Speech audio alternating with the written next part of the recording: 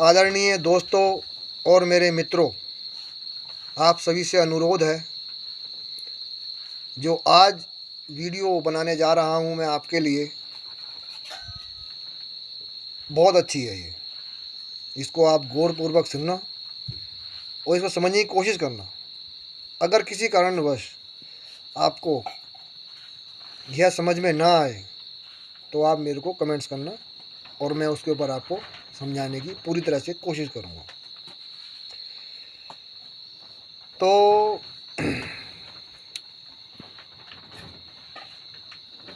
जिसको हम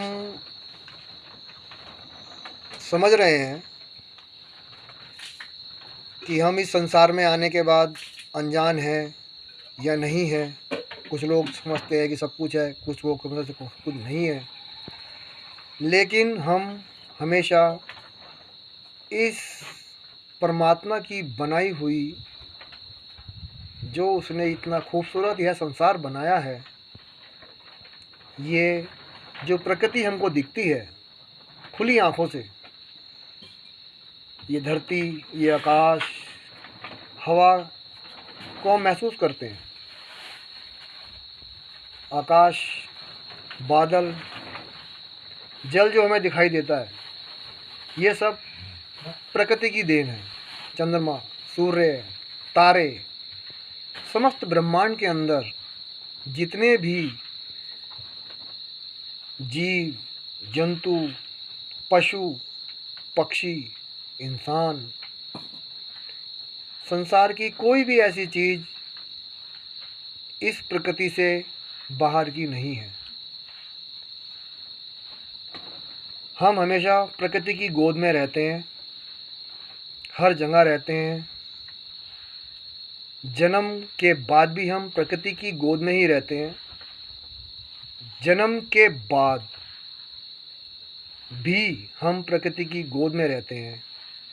मेरा मतलब कहने का ये है, अगर हम जीवित हैं तब भी हम प्रकृति की गोद में ही हैं, और अगर हम मृत्यु हो गई है तब भी हम प्रकृति की गोद में ही हैं।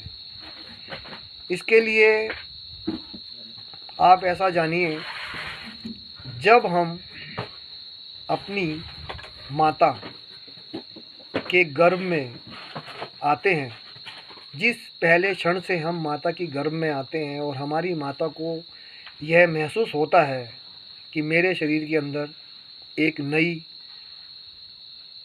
चीज़ का अनुभव हो रहा है, उसी समय से हम प्रकृति की गोद में रहते हैं। माँ का गर्भ भी एक प्रकृति है। प्रकृति के अंदर प्रकृतियाँ होती हैं, प्रकृतियों के बाहर प्रकृतियाँ होती हैं। इसी चीज़ को समझाने की मैं आपको कोशिश कर रहा हूँ। तो दोस्तों, जब हम 9 महीने अपनी माता के गर्भ में रहने के बाद हम इस संसार में आते हैं, तो ये हमारी दूसरी प्रकृति हो गई।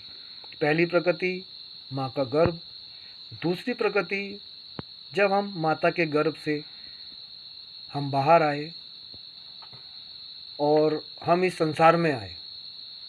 जब संसार यह समझता है कि एक शिशु का जन्म हुआ, जन्म होने के बाद भी हम एक प्रकृति से निकल के दूसरी प्रकृति में आ गए। वो भी ईश्वर की प्रकृति थी, ये भी ईश्वर की ही प्रकृति है। इस प्रकृति से अलग हम कभी नहीं हो सकते।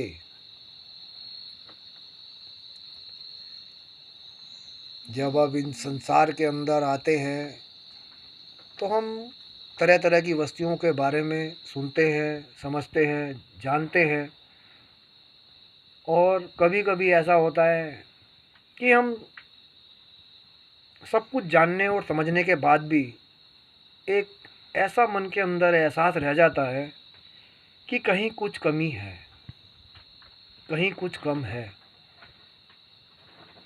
लेकिन आप यह जानिए कि इस संसार के अंदर पूर्ण सिर्फ एक ब्रह्म है। ब्रह्म इन द सेंस आत्मा, जो अजय है, अमर है, अविनाशी है, जिसका कभी जन्म नहीं होता, जिसकी कभी मृत्यु नहीं होती, जिसको कभी जलाया नहीं जा सकता, जिसको कभी काटा नहीं जा सकता, जिसको कभी भिगोया नहीं जाता, जिसको कभी नष्ट नहीं कर सकते, वो नष्ट होता ही नहीं है।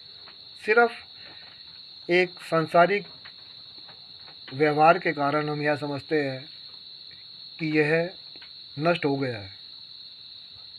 एक्चुअल में वो नष्ट होता ही नहीं है। उसकी इस प्रकृति के द्वारा जो इस प्रकृति को जन्म देता है, जो इस प्रकृति को पालता है, जो इस प्रकृति का सब कुछ करने वाला होता है, उसको उत्पन्न करने वाला, उसको नष्ट करने वाला, सब यह प्रकृति ही है। इस प्रकृति को हम कोई ईश्वर के नाम से जानता है, कोई गॉड के नाम से जानता है, कोई जीसस के नाम से जानता है।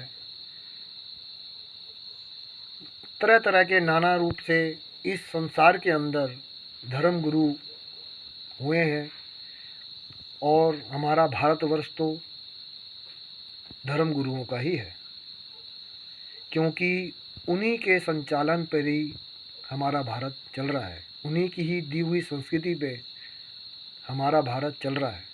हमारे भारत की पहचान ही यही संस्कृति है। आज इस संसार के अंदर हमारी संस्कृति कहीं कहीं ऐसा लगता है, कभी कभी ऐसा महसूस होता है कि हमारी संस्कृति कुछ दब रही है, इस संस्कृति को कुछ दबाया जा रहा है। लेकिन इस संसार में आने के बाद मैं अपने भारत की बात करूँगा कि इस भारत में जन्म लेने के बाद हर मनुष्य का ये फ़र्ज़ बनता है कि वह अपनी संस्कृति, अपनी सभ्यता, अपनी मर्यादा, अपने व्यवहार और अपने जानने और पहचानने की कोशिश करे। दोस्तों, आज इस संसार के अंदर इतना ज़्यादा लोग ये सोचते हैं कि वो बहुत सही कर रहे हैं। आप फैशन को ले लो, आजकल के बच्चों का आप फैशन देखो, आजकल की जो हमारी बेटियां हैं, हमारी बहनें हैं, वो भी कभी बहुएं बनेंगी, बहू भी कभी सास बनेगी, सास भी कभी बेटी थी, किसी की बहन थी। तो बहुत तेज़ी से यह संसार आगे बढ़ रहा है। इतना आगे बढ़ने का मेन कारण क्या है? इंसान की जो सोच है, उसकी जो बुद्धि है, उसमें प्रगति हो रही है। प्रगति यानी कि वो बढ़ रहा है, आगे की ओर बढ़ रहा है। लेकिन आगे की ओर तो बढ़ रहा है, लेकिन हम पीछे अपना जो छोड़ के आ रहे हैं, मेरा मतलब उससे है हम आगे बढ़ें। हमें विकास चाहिए, हमारे देश का विकास होना चाहिए। हर भारतीय को ये सोचना चाहिए कि मेरा भारत सबसे आगे रहे, हमेशा आगे रहे। ये धर्म गुरुओं का देश है और हम जो धर्म गुरुओं के मानने वाले, उनके अपने धर्म के अनुसार अनुयायी हैं, वो अपने पद पर सही तरीके से चलें, अपनी मर्यादाओं का पालन करें, अपनी सभ्यताओं को जानें, पहचानें और उन पर चलने की कोशिश करें। क्योंकि अगर हम कोशिश करेंगे तो हम भारत से कभी अलग नहीं हो सकते। भले ही हम संसार में किसी भी देश में रहें, किसी भी कोने में रहें, किसी भी धर्म में हमारा जन्म हो, किसी भी जाति में हमारा धर्म हो, लेकिन वो हम नहीं बदल पाएंगे और ना हमें बदलना चाहिए। आज की जो सभ्यता चल रही है, कितनी बार तो ऐसा लगता है कि जैसे हम अपने भारत में नहीं, किसी विदेश में घूम रहे हैं। क्योंकि हमारे जो आज का जो जनरेशन है, ये पूर्वी संस्कृति को न जाने क्यों अपना रहे हैं। अंग्रेज़ी बोलने को ही ज़्यादा क्यों बड़ा मानते हैं। अंग्रेज़ी फैशन के साथ चलना, उठना, बैठना, बोलना, चालना, घूमना, वही स्टाइल, उसी तरह की हरकतें, उसी तरह की आदतें कर रहे हैं आजकल के नौजवान, लड़का हो चाहे लड़की हो। पर मेरा उनसे इतना ही अनुरोध है कि हमको अपनी सभ्यता नहीं भूलनी चाहिए। मैं ये नहीं कहता हूँ कि भारत से अतिरिक्त जो भी देश है वो इस प्रकृति से अलग है, वो भी इसी प्रकृति में है, लेकिन उस प्रकृति की गोद में हम हर देश में हैं, हर जाति में हैं, हर धर्म में हैं, हर जगह हैं। तो मेरा मानना ये है कि हमें कोशिश करनी चाहिए और हमें कभी यह भूलना ही नहीं चाहिए कि हम प्रकृति से अलग हैं। प्रकृति हमें क्या नहीं दिया? सोना, चांदी, लोहा, एल्युमिनियम, खनिज पदार्थ दिए, कितने ही तरह के फल दिए, कितनी तरह की सब्जियां दी, कितनी तरह की जानवरों में, पशुओं में, पक्षियों में जातियां, प्रजातियां दी। इस प्रकृति ने हमारे को सब कुछ दिया है, लेकिन सब कुछ देने के बाद भी कहीं कहीं इंसान यह समझता है कि मैंने तो ये जीव पहले कभी देखा ही नहीं, पहले तो मैं इसको कभी जानता ही नहीं था। आज भी हिंदुस्तान के अंदर ऐसे देश हैं, हिंदुस्तान के बड़े बड़े शहरों के अंदर, गाँव के अंदर ऐसे ऐसे लोग हैं जो पूरी ज़िंदगी जिन्होंने अपने गांव के अंदर ही निकाल दी, गांव में ही बड़े हुए, बड़े होके शादी हो गई, दूसरे गांव में गए, वहीं पूरी ज़िंदगी निकाल दी। आज वही समय है कि हम आगे की ओर बढ़ने की कोशिश कर रहे हैं इस छोटी सी आयु के अंदर। आज इंसान की आयु कितनी रह गई है? 50, 60, 70। मैदानी क्षेत्रों के अंदर तो लोग अपने आप को एकदम बिल्कुल जला हुआ ही मानते हैं अपने अंदर कि बुझे हुए हैं, हमें सही वातावरण नहीं मिल रहा है ना, सही शिक्षा नहीं मिल रही, सही उनको ज्ञान नहीं मिल रहा, किसी प्रकार की कोई नॉलेज नहीं मिल रही। नॉलेज मिल रही है तो उनको नॉलेज ऐसी मिल रही है कि जिस नॉलेज में आने के बाद, उस नॉलेज को समझने और जानने के बाद वो अपनी सभ्यताओं के बारे में कुछ जानने की कोशिश ही नहीं कर रहे हैं। ऐसा नहीं होना चाहिए। कम से कम हम लोग भारतीय हैं, हम लोगों में तो इतना तो होना ही चाहिए कि हम अपने संस्कृति के अनुसार अपने आप को लेकर जिए। तो दोस्तों, हम इस प्रकृति की गोद में ही हैं, हर जगह हैं।